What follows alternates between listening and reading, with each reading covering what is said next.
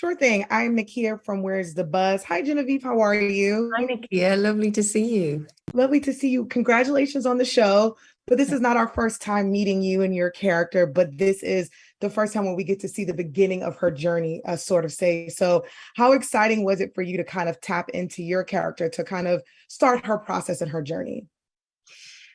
It's such a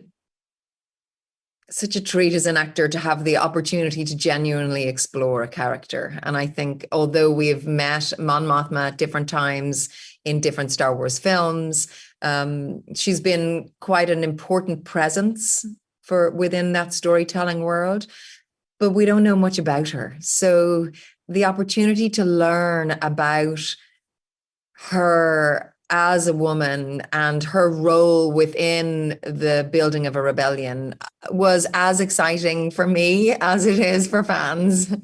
Yeah, do you think the fans or the audience may be shocked of because sometimes when we meet her in Rogue One, she's already established. She's a senator and she's doing great things. But sometimes to get to that journey, a lot of people don't know your backstory. So do you think the audience and the fans may be different to learn who she is maybe before she got established? Well, I think what Tony has done in choosing to start Rogue One 5 years before um, is to allow us to witness a moment within the Star Wars world where there's a real seismic shift, where there is a real fracture within those tectonic plates, if you will. We are at a previously from what each time that I have got to play Mon Mothma, there has been a rebellion. There has been a rebel alliance. There has been a rebel fleet. It has been an organized rebellion. At this moment, there is no rebellion. There is just a whisper of hope.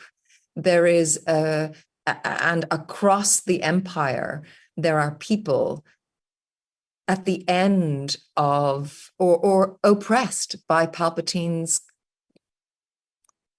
dictatorship. Yeah. You know, oppression breeds rebellion. And that's where we find us at the beginning of Andor.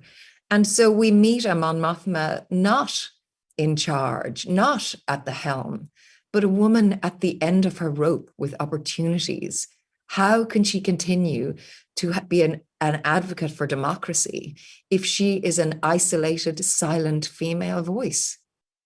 So what she has to do is risk everything she knows, everything she is, to enter a dangerous place, to fight for what she really believes in, and to begin to build a rebellion. I love that answer. I love that so much.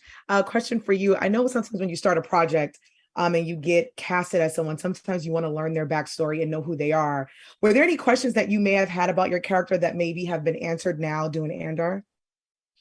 Yeah, I really like that question. When I first had the opportunity to play Mon Mothma, I was a very young actor, was one of my first jobs ever, and I was stepping into the shoes of the wonderful Caroline Blakeston, who originated this character in Return of the Jedi in 1982. So I was at that time, I was really, it was important to me to honor her and honor her work. So I spent a lot of time watching that scene in Return of the Jedi, over and over again. I wanted to get her voice right. I wanted to get, how she held herself right. But there was a moment that fascinated me. And I have ever since then been really curious about, a lot of times people say that line to me about that Caroline said in that many Bothans died to bring us that news. And one of the reasons I think it has touched so many people is because when I watch it, there is a pain at the heart of that. You can see the woman is carrying a lot of grief and all sorts within herself. And I have been, since then, forever curious as to what that was in that woman. What did she have to sacrifice? What was her story? What did it cost to be her? And I think what is wonderful now is that Tony Gilroy and Disney and writing Andor have allowed us the opportunity to investigate maybe what that is.